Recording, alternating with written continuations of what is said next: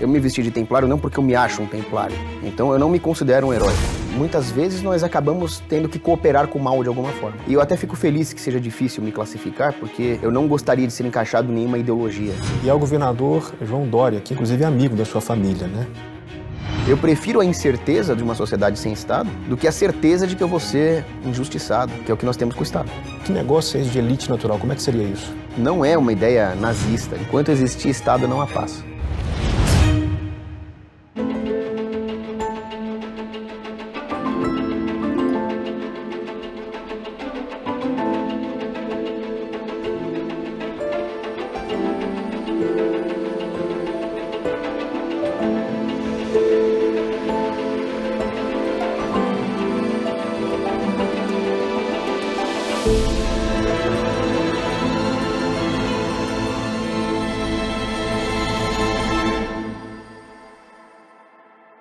A mente é o nosso único juiz da verdade.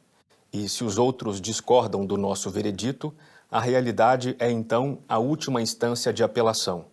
Essa frase da Ayn Rand é perfeita para começar este nosso contraponto com o anarcocapitalista monárquico mais famoso do país.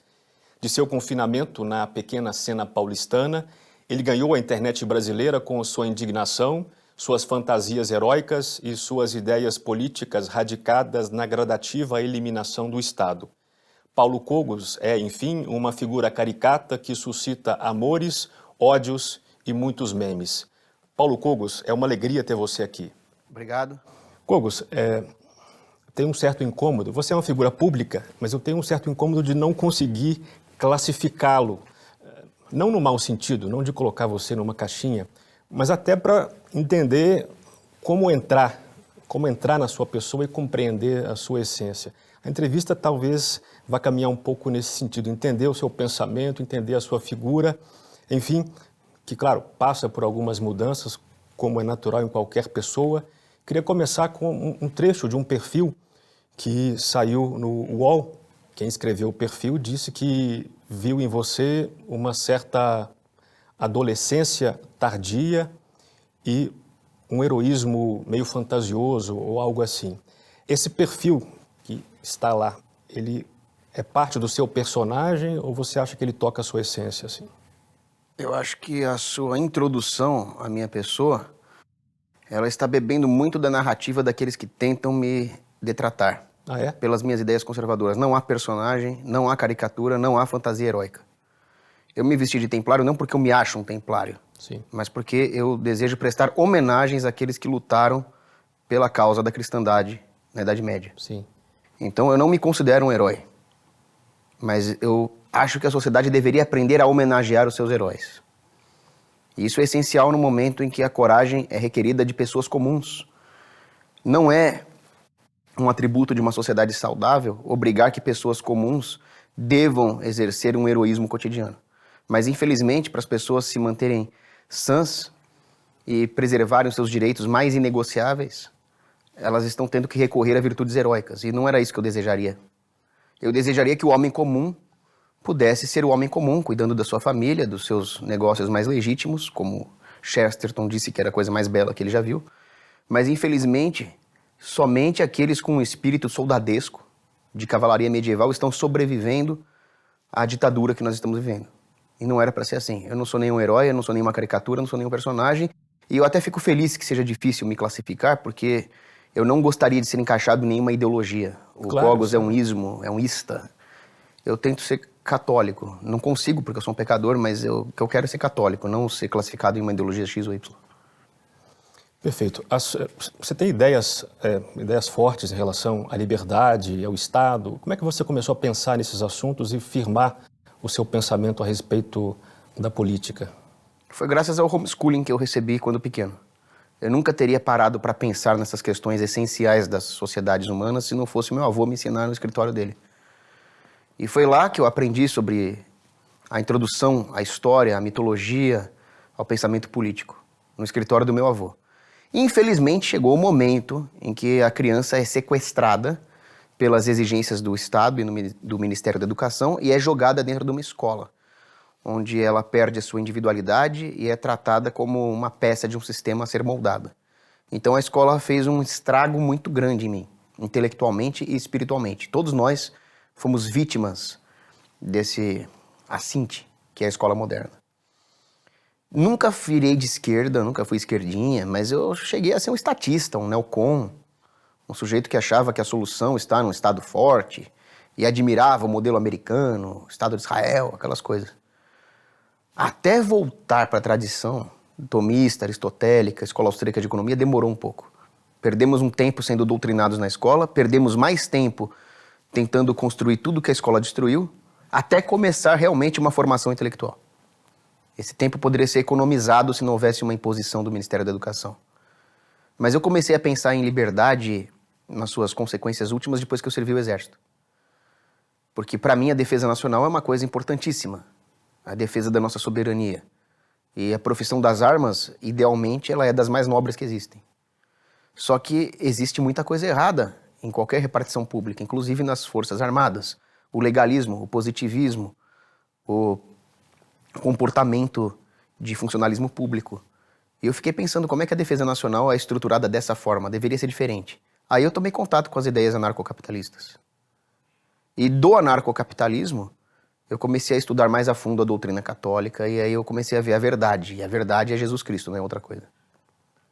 Você é associado, mesmo hoje, né, por pessoas que não acompanham o seu dia a dia e tal, é associado ao anarcocapitalismo. Para quem não entende nada disso, como é que você resumiria, né, a sua atração pelo anarcocapitalismo e o que ele representou para você? Enfim, quais são as balizas dessa doutrina pela qual você se sentiu atraído em certa fase? Existe um anarcocapitalismo ideológico que eu rejeito. Mas o anarcocapitalismo, como uma ideia de organização da sociedade baseada no livre mercado, me atrai muito. Porque a ciência econômica, eu estudei economia, ela constata que todos os monopólios tendem a uma piora na qualidade da prestação desses serviços e um aumento do preço. E é o que acontece com tudo que é estatal. Nós vemos que as pessoas pobres têm acesso a videogame, televisão, muitas vezes um carro, apesar de toda a tributação e toda a depredação monetária que o Estado causa, esses bens que são mais mercadologicamente providos chegam aos pobres. Mas o discurso político é sempre o mesmo. Está faltando transporte, está faltando educação, segurança e saúde. Mas é muito simples. Transporte, educação, segurança e saúde são pesadamente regulados pelo Estado ou totalmente estatizados. E é por isso que eles não chegam ao pobre. Porque eles estão sobreprecificados, eles estão estruturados de uma maneira ineficiente e a qualidade é péssima. Haja visto o SUS. Então, por que não provê-los através do mercado? O teste político mais simples que existe. Você defende que serviços e bens sejam prestados de forma voluntária ou de forma coercitiva? Essa é a resposta. Para mim, não existe serviço que deva ser prestado pelo modelo do monopólio coercitivo do Estado, nem mesmo a defesa nacional. A conclusão lógica disso é o anarcocapitalismo. O anarcocapitalismo, ele pode ser defendido pela ótica econômica por pessoas de várias vertentes políticas. Os libertários tendem a ser os defensores naturais do anarcocapitalismo porque eles preconizam a liberdade individual como um valor ético absoluto ou quase absoluto. Eu não sou um libertário puro. Eu defendo a liberdade individual como um valor importantíssimo da sociedade, embora ele não seja absoluto. Eu defendo o direito natural à propriedade privada, como Santo Tomás de Aquino defendia, mas não é um direito absoluto. E muitos libertários me criticam por isso. Mas isso não faz com que eu deixe de ser, pela ótica econômica, um anarcocapitalista. Você tem falado de uma certa aliança estratégica com o governo. Eu queria que você explicasse um pouco isso. Sim. Não, eu já tive uma fase onde eu não queria saber de governo. Eu me irritei completamente, virei um anarcocapitalista ideológico. Você não votava, não é isso? Não votava. Hoje você está disposto a votar, vota? Eu tive minha fase que eu votei. Inclusive, meu primeiro voto foi no Coronel Biratã Guimarães, alguém que eu admiro até hoje. Não vou entrar em detalhes aqui, só vou falar o número 111. E teve uma fase que eu não votava mais ninguém. E claro que existiam candidatos menos piores. Mas agora eu voltei a votar. Em 2018 eu já votei. Eu não tenho problema nenhum em falar em quem eu votei. Bolsonaro. Para governador, primeiro turno, votei no Major Costa e Silva. No segundo turno, que era o Calcinha Apertada e o Márcio França, eu anulei, porque, pelo amor de Deus, me recuso a votar em qualquer um desses dois. Talvez hoje eu tivesse votado no Márcio França só para ser contra o Dória. Para senador, eu fui obrigado a votar no Major Olímpio para tirar o Suplicy. E para estadual, votei no Marcelo Reis e federal, o Coronel Franciscon. Os dois perderam. Perfeito. O que mudou desde então, desde o Cogos, que era anarcocapitalista, para esse que já aceita, de algum modo, algum tipo de Estado, algum tamanho, um Estado de algum tamanho, pelo menos, né? Não, não aceito nenhum Estado. Eu sou contra a existência do Estado, eu sou anarcocapitalista. Mas eu voto. E existem anarcocapitalistas que defendem o voto. Por exemplo, o Murray Rothbard, que foi um grande economista da escola austríaca, ele defendia a participação do anarcocapitalista na política para adquirir alguns avanços, para que nós conquistemos alguns espaços numa sociedade onde o Estado tenta monopolizar tudo. Então, frear o avanço do estatismo, do progressismo, do totalitarismo, nos dá um espaço para respirar e continuar lutando pela liberdade. Essa constatação do Rothbard ficou patente durante a crise que nós vivemos em 2020 e 2021. O Hans Hoppe, que é um herdeiro intelectual do Rothbard, ele é mais radical que o Rothbard. Ele diz que a política deve ser rejeitada por princípios, mas ele não exclui o uso da política como uma ferramenta para conquistar princípios libertadores. Ele encara a política da mesma forma que eu. Nesse ponto eu sou hoppiano. A política seria uma arma do inimigo que o inimigo deixou no campo de batalha. Nada impede que você pegue a arma do inimigo e use contra ele. Nesse sentido, nós temos que reconhecer que a política não é um monolito. Embora haja realmente poderes que controlam vários partidos, a falsa cismogênese dos partidos políticos, não dá para dizer que todos os deputados, senadores, presidentes, governadores fazem parte deliberadamente, intencionalmente do mesmo grande projeto. Alguns deles são rebarbas, são pontos não controlados do sistema. Essas rebarbas, pontos não controlados do sistema, podem ser aproveitados por libertários para desmantelar o grande projeto estatizante que existe num nível global. O que os libertários não perceberam é que o grande mal do mundo não é a existência do Estado. Isso eu só fui enxergar quando eu me converti à Igreja Católica. O mal é o pecado. Esse é o grande mal que existe no universo. O pecado original que está no homem desde a queda de Adão é a raiz de todos os males. Não é o Estado, a ideologia X ou Y. Quando nós enxergamos isso, nós não nos recusamos a votar ou participar de algum processo político se isso evita um mal maior. Isso é o que o Pio X diria. Muitas vezes nós acabamos tendo que cooperar com o mal de alguma forma. Mas essa cooperação com o mal, que é inevitável na vida dentro de um ambiente estatal, ela pode ser usada para conseguir um bem maior. E ela pode ser usada sem que nós deliberadamente pratiquemos o mal e violemos os nossos próprios princípios. Então não é um utilitarismo barato. Mas é realmente aquela doutrina católica do mal menor, que São Tomás de Aquino nos ensina. Nós não podemos, por puro comodismo purista, nos eximir de enxergar a realidade como ela é. Na realidade existe o Estado. Infelizmente, eu diria. O libertário não pode se contentar e falar: eu sou puro, eu me eximo de qualquer combate, eu vou ficar aqui no Twitter fazendo postagens puristas. Não se está ajudando ninguém. As pessoas sofrem hoje, elas são injustiçadas, perseguidas e morrem de fome hoje. E no futuro pode ser ainda pior. Então nós temos que tomar decisões iluminadas pela prudência, sem trair os nossos princípios, mas nós temos que agir. E não adianta negar que a política tem uma influência gigantesca na vida das pessoas. Eu mudei de estratégia. E eu mudei de estratégia justamente porque eu constatei a diferença de atitude entre os libertários puros e os conservadores e bolsonaristas. Por mais discordâncias econômicas que eu tenha com os bolsonaristas, quando veio a pior ditadura da história do Brasil, que eu não vou entrar em detalhes para não derrubar o canal de vocês, já que o meu canal caiu por isso mesmo, aquela coisa toda, não deixa a pessoa trabalhar, não deixa a pessoa respirar, não deixa a pessoa frequentar missas. Vocês viram, vocês sabem do que eu estou falando. Os bolsonaristas foram às ruas, foram brigar, foram se manifestar, foram perseguidos, tomaram busca e apreensão. E os libertários estavam no Twitter. Por mais que eu concorde com os libertários em termos de princípios econômicos e políticos, na prática, quem estava fazendo alguma coisa pelas minhas liberdades? Os bolsonaristas. Eu não vou concordar com os bolsonaristas em tudo, eu não vou virar um bolsonarista chucro que não vê os erros do Bolsonaro. Mas nós temos que entender que no curto prazo o Bolsonaro é o que nós temos. É uma estratégia de curto prazo para evitar uma total derrocada da sociedade brasileira que está prestes a ser vitimada pelo comunismo, pelo comunoglobalismo. Os comunistas já estão censurando a liberdade de expressão e a propriedade privada com o Bolsonaro no poder, passando por cima dele, tirando a governabilidade do executivo. Imagina se o Bolsonaro sai do poder, o que eles vão fazer? Não vai ter nada para freá-los. E os libertários, o que vão fazer? Eles vão pecar pela omissão? Eu continuo sendo um libertário anarcocapitalista, mas eu me recuso a pecar pela omissão. E nós só podemos agir iluminados pela razão. Quando nós estudamos estratégia política, estratégia em geral, e nós vemos Sun Tzu e outros autores, nós vemos o que eles falam. Cada oportunidade que nós capturamos, ela nos dá novas oportunidades multiplicadas. O libertário, se ele sair às ruas junto com os bolsonaristas e apresentar o que ele defende, ele vai propagar ideias libertárias. Se ele não fizer isso, ele vai ser considerado pelos conservadores como uma classe de covardes, infantiloides, pessoas utópicas. E muitos libertários, infelizmente, são assim. Eles têm um ideal utópico e não fazem nada quanto à realidade. A meta permanece, a meta que você tem permanece, só que os meios é que mudaram diante das circunstâncias. É isso, eu poderia resumir assim.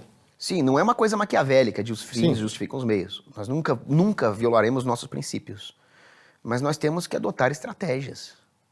São estratégias que podem até ser moralmente perigosas. Entrar na política, por exemplo, se candidatar a um cargo. É claro que é uma coisa perigosíssima. Você pensa nesse caminho? É a mesma coisa que um sujeito que fez voto de castidade ir numa festa cheia de mulher de biquíni. É uma coisa perigosíssima.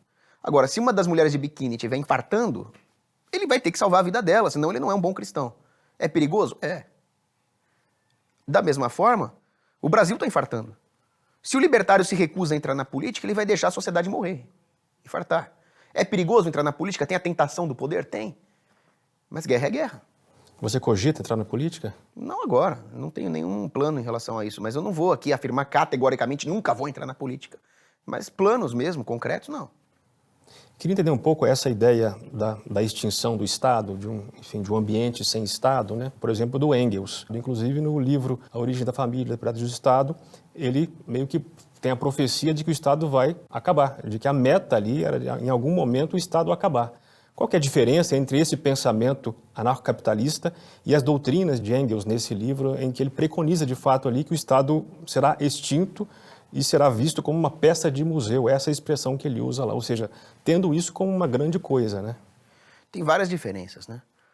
A primeira diferença é que quando Engels ou Marx, qualquer um desses comunistas falam em sociedade sem classes, eles estão esperando que a sociedade sem classes seja o resultado de uma sociedade ditatorial, onde as classes de dirigentes e dirigidos fica extremamente clara, onde até a alocação de direito se dá de acordo com a classe. Então eles esperam realmente aquela síntese hegeliana, onde a tese e a antítese se juntam numa síntese. Algo que metafisicamente não faz sentido. Né? De uma contradição resulta outra coisa. E o anarcocapitalista não pensa assim. O anarcocapitalista é muito claro. Uma sociedade livre, sem o Estado, ela vai resultar de atitudes libertadoras, de obediência a princípios libertários, o tempo inteiro num microcosmos. Então, se eu defraudar o meu vizinho, eu não estou construindo uma sociedade libertária. É totalmente diferente do pensamento do Engels e do Marx, onde eles instituem uma ditadura esperando uma sociedade sem classes. Outra diferença é que nós não esperamos uma sociedade sem classes. Pelo contrário, como um anarcocapitalista conservador que eu sou, eu defendo uma sociedade cheia de hierarquias, de grupos sociais, justapostos, sobrepostos, ou seja, várias instituições intermediárias que justamente protegem o indivíduo contra o abuso por qualquer uma dessas instituições. E essas instituições intermediárias, elas foram essenciais para preservar a civilização humana durante muito tempo. Na Idade Média, havia várias dessas instituições. Os senhores feudais, eles faziam a intermediação entre o homem livre, o camponês, e o rei. E o avanço do Estado ao longo da história foi justamente a supressão dessas instituições intermediárias. Uma sociedade sem classe, sem propriedade privada, ela é um pensamento utópico que só poderia resultar numa selvageria, num caos do qual emergiria um novo Estado. Então nós somos completamente diferentes das aspirações comunistas. Sim, mas o que ele diz não é que será sem classe, é que será sem Estado, de fato. Estou com um trecho aqui, no final dessa passagem, ele diz: a sociedade que organizará a produção de uma nova forma, com base na associação livre e igualitária dos produtores, mandará a máquina estatal para o lugar que lhe é devido, o Museu das Antiguidades, ao lado da roda de fiar e do machado de bronze. Então, assim, a minha dúvida é, como é que se daria essa transição, segundo a doutrina anarcocapitalista, de um Estado como nós temos hoje, de uma situação em que temos hoje, para essa situação que seria ideal, ou seja, porque parece que é uma utopia. Como é que vai ser a transição entre uma coisa e outra, né? Mas é justamente isso. O que o Marx e o Engels defendem é a extinção de qualquer governança através da implantação de uma ditadura. Agora, nessa sociedade sem classes, primeiro que em toda a obra do Marx e do Engels, eles falam nessa meta, mas eles não dedicam quase nenhuma página a falar como essa sociedade funcionaria. Se não me engano, o Marx dedicou 4 linhas de um parágrafo para falar de como seria essa sociedade, onde haveria pessoas dedicadas à crítica, e essas críticas seriam um mecanismo correcional de uma sociedade sem Estado. Nós, anarcocapitalistas, defendemos algo completamente oposto. Existiria governanças, haveria muitas governanças. Só que essas governanças, elas seriam formadas de uma forma orgânica, espontânea, através das próprias desigualdades naturais que existem na sociedade. Claro. Então, as pessoas são desiguais, a divisão de trabalho na economia gera desigualdades, os mecanismos de lucro e prejuízo no mercado são frutos dessa desigualdade. Essas desigualdades não são ruins, elas são parte da natureza. O Murray Rothbard fala que todo esse pensamento igualitário marxista é uma revolta contra a natureza. E é isso que ele é. Uma revolta contra a natureza inclui uma revolta contra a natureza do homem como sujeito de direito. Ou seja, ela é uma ameaça. O pensamento marxista é um perigo. Já os anarcocapitalistas, eles preconizam as governanças que começam na família, algo que o Engels e o Marx sempre renegaram. A família é a sociedade por excelência. Então, o Fustel de Coulanges, lá da Cidade Antiga, ele fala que existiam as gentes, né, os gens, que eram associações de indivíduos que tinham um ancestral comum, um pater familias em comum, e que tinham os mesmos costumes e religião. Então, era uma sociedade homogênea, onde minimizavam-se os conflitos. Da associação dos gens surgiam as cúrias, as tribos, até chegar no Estado, ou no reino. O que o anarcocapitalista vai dizer é que quando qualquer uma dessas instituições se arvora em uma aura de absolutismo, ela mata o processo que a gera. Então, se existe uma governança justa, um reino justo, e o anarcocapitalista não nega que exista isso, ele só pode ser resultante desse processo orgânico de formação. No momento em que ele se autoproclama absoluto, estamental, ele mata esse processo orgânico, dinâmico, de reestruturação, associação, desassociação das instituições. Então, a relação entre os indivíduos e as instituições vai ser coercitiva. Essa relação coercitiva, abusiva, é um relacionamento abusivo, né, que o anarcocapitalista se opõe.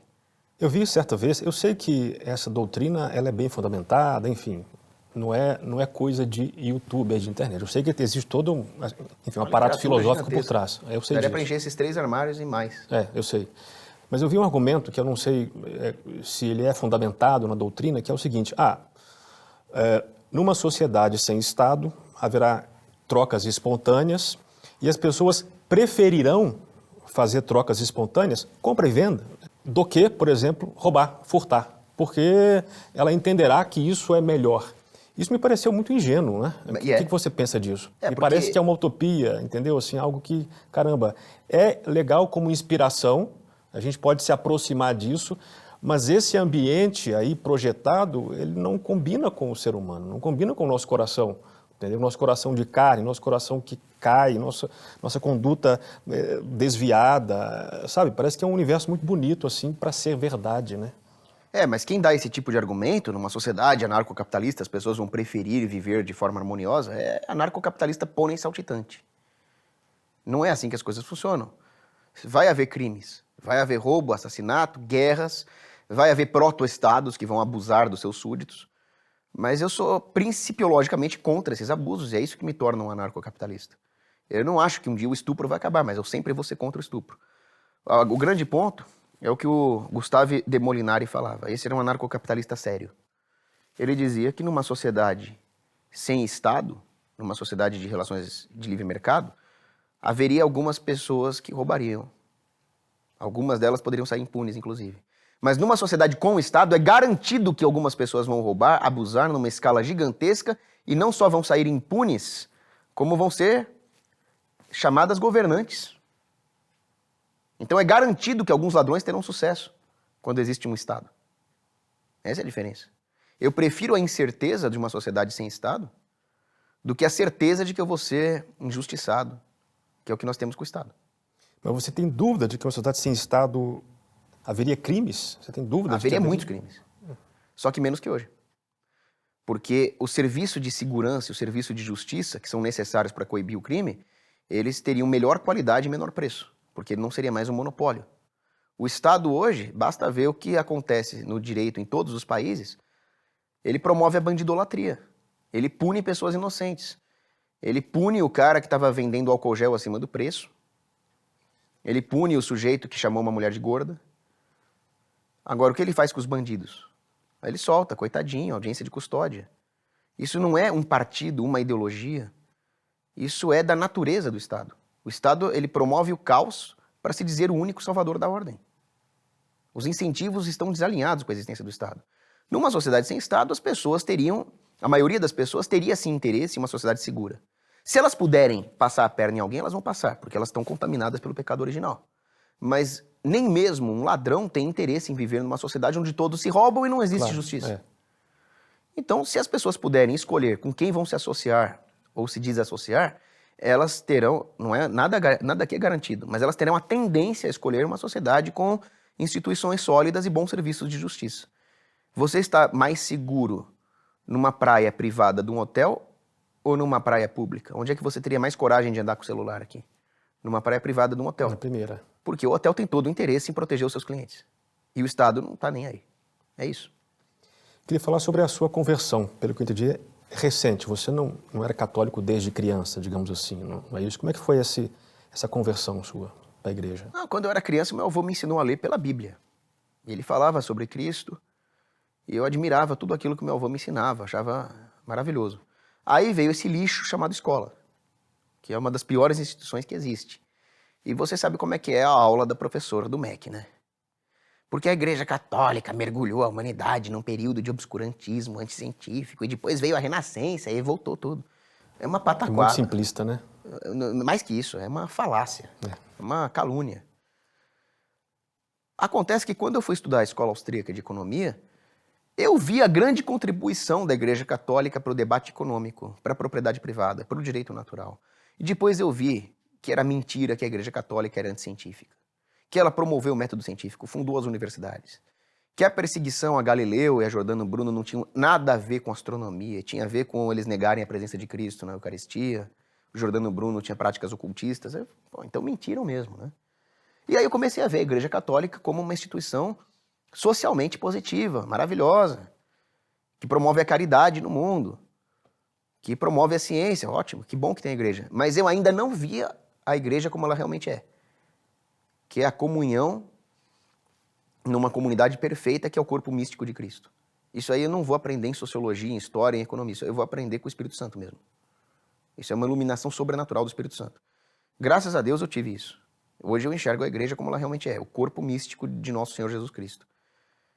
E é inegável que essa igreja nunca vai falhar. Os seus membros vão falhar, porque eles são humanos. Mas o auxílio do Espírito Santo, como Cristo promete, ele perdura até o final dos tempos. Por isso não desanimem, vai ter padre ruim, vai ter papa ruim. Mas até aí tinha o pior bispo de todos os tempos, que era Judas Iscariotes, foi nomeado por Cristo, né? E tinha um plano. Então não desanimem, a Igreja Católica é a barca de Pedro, fora dela não tem salvação, e é isso. Por falar em corpo místico, né? Cristo é a cabeça, enfim, tem algum carisma da igreja que te chama mais atenção, pelo qual você se aproximou? Então Deus vai chamando as ovelhas de várias formas, né? Deus me chamou à igreja para poder obter essa iluminação do Espírito Santo pelo papel econômico, social que ela teve ao longo da história. Mas a conversão, uma conversão real, ela é dramática, ela não é simplesmente constatação intelectual. Sim. A conversão de verdade, ela começa com a ideia da misericórdia de Deus. Isso está, se não me engano, é Salmos 24. A ideia de que a misericórdia infinita de Deus existe desde o princípio. E por mais que o homem caia, por maior que tenha sido o pecado de Adão, ele não é maior que a misericórdia. Essa é a primeira constatação. A segunda é a contrição. Como é que eu posso ofender um Deus tão misericordioso? Que tipo de canalha que eu sou? Então vem a contrição do coração. Ela é dramática, ela chora. E finalmente vem o propósito de emenda. Aí é a conversão de verdade, a metanoia. A ideia de não tornar a ofender esse Deus. Que o rei Davi falava, né? Eu inundei a minha cama de lágrimas. É uma coisa dramática, não é... Eu tenho minhas críticas à RCC por causa disso. Renovação Carismática Católica. Eles acham que é good vibes. Eles acham que conversão é chegar lá, uau, não é isso. Conversão é contrição do coração, voltar, fazer o propósito de não voltar a pecar. Seu avô viu a sua conversão ou ele já era falecido? Ele está vendo, espero que ele esteja vendo no céu. Então, como é que foi isso, assim? Você estava junto com família, amigos, como é que você se aproximou? Foi para a igreja, foi para o templo, como é que foi isso, assim, na prática? Eu estava meio cabisbaixo, minha mãe pediu para eu rezar. Sua mãe? É. A filha do meu avô, né? Aí ela falou para eu rezar uma Ave Maria com ela, em frente à Nossa Senhora de Fátima. E aí, eu, ainda contaminado pelo racionalismo liberal, falei para minha mãe, como é que você acha que uma série de palavras em frente a uma imagem vai me adiantar alguma coisa? Aí ela falou, não, só reza, é o pedido de mamãe. Aí tá bom, rezei. Aí comecei a vir aquela ideia sobrenatural de que era mais fácil eu, gordinho lá, cheio de defeitos, estar errado do que uma instituição de 2000 anos, cujos apóstolos morreram pela causa, estar errado. Era racional, mas veio através da reza. Aí eu fui para a igreja, né? Falei com meu amigo, padre João Bechara. Falei, padre, como é que funciona isso aqui, né? Foi essa pergunta que eu fiz para ele. Aí não parou mais. Maravilha. Não parou mais, pessoal que está nos assistindo, não pensa que aí eu só fui evoluindo. Não, eu fui cometendo os mesmos erros de antes, caindo, fazendo besteira. Só que eu me arrependia dessas quedas e pedia a misericórdia de Deus. Então, a diferença entre um santo e um pecador é essa. Uma vez me falaram da diferença entre um porco e uma ovelha. O porco, ele cai na lama e fica lá. Oh, lama é legal. A ovelha cai na lama, tenta sair, alguém resgata. Então, eu continuei indo para a lama, só que eu fui para a lama agora como ovelha, não como porco. Kogos, você, não sei se é com frequência ou não, mas recentemente passou por enfim, o seu canal do YouTube foi cancelado, né? Foi desgraçado. E você conseguiu retornar, né? Enfim, vira e mexe, pelo que eu entendi, as suas redes sociais são tiradas do ar. E você acha que isso deve mais à forma com que você fala ou às coisas que você fala, ao conteúdo? Não, tem a ver com conteúdo. Você sabe o que é, assim, que gerou esses cancelamentos aí, essas exclusões? Eles me excluíram por informações médicas verdadeiras. De onde? Do Instagram, do YouTube? No YouTube. Eu falei informações médicas verdadeiras, mas eles não admitem a verdade, então falaram que eram falsas e me excluíram. E você conseguiu retornar por meio administrativo no próprio YouTube ou teve que ir para a justiça? Não, foi para a justiça. Foi para a justiça estatal, monopolista e coercitiva, viu, seus libertins? Tem que usar quando... Queria entender um pouquinho também essa sua, eu vou dizer implicância, mas é no bom sentido, tá? Sua implicância com os liberais, com alguns liberais, como Joel Pinheiro, Arthur Duval. Eu já vi vídeos seus muito nervosos, assim, em relação a eles, assim. O que te pega mais, assim, no discurso deles? Não, eu acho que nem dá para chamar esses desgraçados de liberal. Eles são realmente socialistas fabianos. Porque colocar no mesmo balaio Burke e o Arthur Duval seria uma ofensa muito grande à imagem de Burke. Então, esses caras eu nem classifico como liberal. Mas eu já implico com o liberalismo clássico mesmo. O liberalismo clássico, ele é revolucionário. E ele é o pai das outras revoluções. Todas as revoluções que nós vemos hoje, desde a Revolução Marxista, passando pela Revolução Nacional Socialista, né, nazismo, fascismo, até as revoluções antifamília e anti-humanas que existem hoje, feminismo, gênero, tudo isso é fruto da Revolução Liberal, que por sua vez é fruto da Revolução Protestante. Agora, o liberalismo ele é um pecado gravíssimo. Tem um livro do Salvani que se chama Liberalismo é Pecado. E ele fala exatamente isso. A ideia de não servir a Deus, não servir a lei natural, é a heresia do demônio. Não servirei. Como assim não servir a Deus? Como que o liberal não serviria a Deus? Porque o liberal, ele defende o livre pensar. A ideia de que o homem é o centro do universo, a ideia antropocêntrica. A ideia de que não existem universais a serem obedecidos e que ditam a nossa natureza. A ideia da autonomia do homem. Daí vem a Ayn Rand, vem o Kant. É isso que eu te perguntar, se a Ayn Rand, ela te representa de algum modo, se você já foi próximo do pensamento dela. Ela é uma excelente crítica do comunismo, sem dúvida. Assim como o Mises é um grande crítico do comunismo. Mas para por aí. A Ayn Rand, eu chamo ela de bruxa. Ela defende o egoísmo como uma virtude, algo completamente contrário aos ensinamentos de Cristo. Então, o meu ponto é que quando o homem ele tenta exercer a sua razão prática, Santo Alberto, lá na Idade Média, nos ensinava que essa razão prática ela deve ser iluminada sobrenaturalmente pela virtude da prudência. Porque essa virtude da prudência vai nos dizer se a nossa razão prática ela está concatenada com universais de justiça, de moralidade. Agora, quando o nominalismo diz que não existem esses universais, que é tudo criação humana, e o homem se torna, com o humanismo renascentista, o centro do universo, daí vem o liberal. E para o liberal tudo é válido, se for consentido. Agora, consentimento de quem? Do indivíduo? O liberal vai dizer o consentimento dos governados. Esse consentimento dos governados é algo muito fosfórico, muito etéreo. Eu não consenti com a existência do governo. Ninguém me consultou. Daí que o anarcocapitalismo e o pensamento conservador medieval se encontram. O liberal vai dizer não, foi a vontade do povo, foi democrático. E aí o governo pode tudo. O governo pode atropelar qualquer preceito moral. E muitas vezes em nome de uma libertinagem que os liberais confundem com liberdade. Então os liberais vão defender o aborto, por exemplo. Não todos, claro. Mas vão defender o aborto dizendo que é liberdade da mulher. Não existe liberdade de assassinar o próprio filho. Aí eles vão defender outras liberdades. Liberdade sexual. Não, você tem direito de fazer sexo com quem quiser. Olha, é claro que eu não vou querer usar a força do Estado para regular a vida privada do indivíduo quando não há vítimas. Mas quem disse que isso é moralmente correto? A liberdade sexual vai estragar a família, vai causar o caos na sociedade. Então, você pode tudo? Pode, mas nem tudo lhe convém. Isso é São Paulo. O liberal acha que tudo convém. Basta que se cumpra um certo ritual político. Ou é o voto da maioria, ou é um contrato social que também ninguém assinou. O liberal dá margem a qualquer coisa, que é o que o Kant defendia. O Kant falava, olha, não tem como compreender os princípios primeiros, dá apenas para afirmar algumas verdades a priori e a razão prática vai se dar freestyle. A sua razão prática pode deliberar qualquer coisa. Esse é o liberalismo.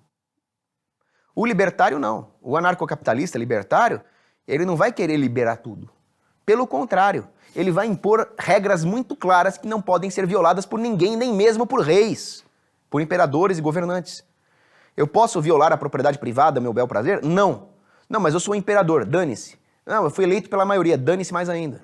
Então o libertário ele é muito mais autoritário nesse sentido do que o liberal. Eu queria entender um pouco as suas críticas à democracia. E nesse ponto parece que há um ponto de contato com a própria Ayn Rand, na ideia que você já disse em algum lugar, não me lembro aonde, de elite natural. Você fala de pequenas governanças a cargo de uma elite natural. Que negócio é esse de elite natural? Como é que seria isso? Então, a ideia da elite natural não é uma ideia nazista de que existe uma supremacia racial, nada disso. O pessoal às vezes fica caluniando os libertários por causa disso. A elite natural é um conceito que já existe há muito tempo na literatura conservadora, que é o fato de que algumas pessoas se sobressaem. Platão também dizia isso, com certeza, né? Sim. Algumas pessoas se sobressaem, seja no seu pensamento, no seu intelecto, seja pelas suas virtudes morais, seja pela sua capacidade de concatenar partes e mediar conflitos, de forma que elas ganham a confiança de vários grupos sociais, que recorrem a essa elite natural como arbitradoras de conflitos, ou pelo seu conhecimento técnico em algum campo da atividade humana, e se formam assim elites naturais. Inclusive, essa elite não é elite financeira, de modo nenhum, porque a crítica parece que é um pouco essa, né? Não é uma elite financeira. Ela pode ser uma elite financeira. Um sujeito que é primoroso, industrioso no seu trabalho, ele pode enriquecer. E ele pode ser ao mesmo tempo uma elite natural e financeira. Mas não são sinônimos. Existem casos, né, de monges na Idade Média que eram pobres, faziam voto de pobreza, mas eram consultados para questões jurídicas, disputas de terra. Não, Salomão, na Bíblia, ele era uma elite natural. Não é porque ele era rei. mas é porque ele era um excelente mediador de conflitos. Sim. Esse tipo de elite natural, ela surge porque existem aspectos das pessoas que não são depreendidos simplesmente por oferta e demanda no mercado. Mas é a excelência de certas virtudes. É aquilo que brilha e não pode não ser reconhecido pela maioria, né? Digamos assim, né? Pode, É mas... aquilo que vai ser aceito. Sim, mas pode ser reconhecido. E a probabilidade Não, de então, é reconhecer... aquilo que não pode não ser reconhecido, aquilo que brilha e você fala, caramba, é isso. Exato. É patente. É patente. É autoevidente. E aí que o Aristóteles brilha, porque ele diz que a chave da felicidade humana está nas virtudes, não na liberdade. Os liberais não, eles vão dizer que a chave está na liberdade. Então a chave da felicidade humana está em reconhecer essas virtudes e se submeter a elas como um reflexo da hierarquia que existe no universo. Porque quem detém todas as virtudes num grau perfeito? Deus. A ele nós nos submetemos. O quarto mandamento diz que nós respeitamos essas hierarquias terrenas, pai e mãe, governança, professor, o chefe na empresa, porque as suas virtudes vão refletir a hierarquia divina. Quando as hierarquias são formadas segundo as virtudes, elas são hierarquias naturais. Quando elas são firmadas por decretos, ou até por vícios, é porque eu escravizei um povo, é porque eu menti melhor na campanha eleitoral, aí são hierarquias artificiais. Esse é o grande ponto. A democracia, ela promove hierarquias artificiais. Porque quem engana melhor o povo? Quem mente melhor? Quem promete mais regalias e privilégios à custa do resto da sociedade? Quem promove melhor a cisânia entre os grupos sociais, dizendo que vai roubar de X para dar para Y? Esse ganha eleições. Então essa é a grande crítica à democracia. E a crítica ética também, eu acho autoevidente, né? Uma maioria não tem direito de toler direitos da minoria. Então tem 5 estupradores e uma moça. Eles vão decidir qual vai ser a lei em relação ao estupro? Não, né? Queria entender também como é que você pensa o Brasil como nação. Em alguns documentos da igreja, na verdade no compêndio da doutrina social da igreja, lá está dizendo que um povo é a partilha de valores, partilha de vida e de valores, que é a fonte de comunhão no âmbito espiritual e moral. O Brasil de hoje está uma confusão, uma polarização, ninguém se entende praticamente. Você imagina que haja valores, uma partilha de vida que possa unir o Brasil como nação? Acredito firmemente nisso. E por que caminho você acha que a gente deve seguir? Que Resgatar tipo de valor? as raízes. Nós temos que entender de onde vem a brasilidade. E a brasilidade vem da catolicidade ibérica. A catolicidade ibérica que veio aqui, trouxe a palavra, trouxe o evangelho para os índios, evitou que os índios fossem escravizados. E durante muito tempo combateu a escravidão negra até finalmente conseguir a emancipação, a abolição da escravatura. Então, toda essa catolicidade ibérica formou um país de matriz europeia, indígena e afro. Então, quando nós entendermos isso, nós vamos entender a formação do Brasil, inclusive a formação geopolítica e militar do Brasil. Porque na Batalha de Guararapes, quando nós expulsamos o invasor holandês, foi um exército formado por europeus, índios e negros. Aqui nós formamos uma sociedade baseada nessa catolicidade ibérica, mas que não era estritamente europeia. Ela concatenava índios, africanos, europeus dentro desse mesmo ideal, sob a cruz. Sob a cruz. Quando nós resgatarmos essa ideia, nós vamos ter a ideia da brasilidade, que infelizmente está contaminada pela heresia americanista. Nós somos imitadores dos Estados Unidos. Até a nossa primeira bandeira era igualzinha dos Estados Unidos, só mudava as cores. A hora que nós acabarmos com essa ideia americanista de que temos que copiar os Estados Unidos porque eles são desenvolvidos, esquece isso. A nossa raiz é a catolicidade ibérica. Aí nós vamos resgatar a ideia da brasilidade e com isso nós vamos nos livrar das imposições de Brasília. Porque nós vamos constatar que nós não precisamos de Brasília para ser o Brasil. Assim como os europeus não precisam da União Europeia para serem europeus. Nós podemos ter um Brasil unido pelo comércio, pela cultura, cuja capital seja parecida e não Brasília. Esse é o ponto. Cuja capital seja a Aparecida, a cidade Aparecida? É. Você acha que foi um erro, então, a transferência da capital do Rio para Brasília? Essa é a sua... Não, foi um erro, mas eu não estou dizendo que tinha que ter uma capital política em Aparecida. Eu estou dizendo que a nossa rainha é Nossa Senhora Aparecida. Você entende? Um capital espiritual, digamos assim. Exatamente. E aí nós não precisaríamos ter Brasília. Nós poderíamos ter reis, duques, condes espalhados pelo Brasil, pelo território. Cogos, caminhando para o final da nossa conversa, eu tive a impressão que essa pandemia, ela modificou um pouco a sua posição em relação a duas pessoas, pelo menos, ao presidente Bolsonaro e ao governador João Dória, que inclusive é amigo da sua família, né? Não. Não é amigo da família? Não, nós já fomos amigos. Porque o cara engana bem. Então, antes dele se meter com a política, nós éramos amigos e eu não sabia nada da vida pregressa do Dória. Então, ele tinha lá os empreendimentos dele, que não dá nem para chamar de empreendimento, porque era mais um networking de lobistas. Mas ele chamava todo tipo de gente, inclusive pessoas honestas e trabalhadoras. Então ele chamava artistas, cientistas, médicos, empresários, inclusive honestos, e fazia lá o networking de influência e lobby dele. Nessa fase, que eu não sabia nada, eu era amigo dele, e a minha família também. Mas quando ele entrou na política, ele mostrou quem ele realmente é. Ele mostrou que ele é um traidor da pátria, um socialista fabiano da pior espécie, um sujeito que vendeu o Brasil para a China, e foi natural que as nossas famílias se desentendessem. Ele me ameaçou. Ele me ameaçou de várias formas. E publicamente? Aquela coisa da máfia siciliana mandar um peixe na sua casa, né? Então ele mandou o peixe para minha casa e nós não somos mais amigos. Eu tô há 1 ano e meio fazendo uma campanha pesada contra ele, xingando ele de tudo quanto é nome. E eu não vou descansar enquanto esse maldito não cair. Então a nossa família não é amiga e eu nunca apoiei o Dória. Como eu disse, em 2018 eu não votei nele. Eu votei nulo, porque o Márcio França é comunista. Mas se fosse hoje, Márcio França e Dória, eu votaria no Márcio França só para ir contra o Dória, de tanto que eu odeio esse cara. Votaria num comunista. Sendo que eu deploro o Márcio França. Agora, diga-se de passagem, o Márcio França pelo menos mandou prender bandido lá em São Vicente. O Dória mandou soltar bandido. Então, ele é um socialista fabiano muito pior do que o comunismo raiz lá, o PSB do Márcio França. Quem que o Dória mandou soltar? O Dória mandou soltar todo mundo, mandou fechar a delegacia, mandou soltar os bandidos por causa do SARS-CoV-2, né? Não é bem ele que fez isso, né?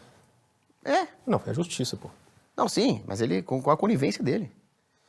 Perfeito. Mandou, o que ele fez com o PSDB sempre foi a pior coisa que existe no estado de São Paulo, pior que o PT. Tudo bem que os dois são duas cabeças da mesma serpente, mas aqui em São Paulo o PSDB é pior. Eles aparelham tudo e eles foram especialmente danosos à segurança pública, porque eles sempre perseguiram a polícia militar e desmantelaram as estruturas da polícia civil. PSDB é uma tragédia, tanto é que todo policial militar que eu conheço apoiou o Márcio França naquela época. E com razão. E o Bolsonaro, não é que eu mudei o meu pensamento sobre a pessoa dele. Aliás, eu até me decepcionei com o Bolsonaro em vários pontos. Eu achei que ele seria mais firme em muitos aspectos. Só que não tem outra coisa agora. A única atitude prudente, decente, a única atitude prudente e decente é votar no Bolsonaro. Qual é o seu lugar? Onde você descansa? Onde você é feliz? Se você consegue ter momentos e lugares de alegria, de felicidade, de contentamento? Com a família, com os amigos, com a igreja. Só que o que parece uma inquietação, na verdade, quando me filmam, na verdade é uma justa indignação. Seria muito estranho eu estar sereno e otimista diante do que está acontecendo. Num país como está, né? Eu não tenho nenhum otimismo. Santo Agostinho falava que existem 3 tipos de paz, né? Existe a paz no céu, existe a paz interior e existe aquela paz relativa que às vezes você tem, às vezes não aqui na Terra, né? Esse terceiro tipo de paz não dá para ter. A hora que você pensa que está tudo bem, vem o STF com um novo inquérito, vem alguma nova lei, não dá para ter paz aqui. Mas essa paz interior, com a ajuda da religião e com a boa convivência com pessoas queridas, nós vamos conseguindo ter. Nesse ponto, você não acha que a visão conservadora, que pressupõe a existência de um Estado que garanta essa estabilidade, não seria uma visão mais coerente, não, com o próprio cristianismo do que o anarcocapitalismo? Não, ela é historicamente imprudente. Historicamente? Imprudente.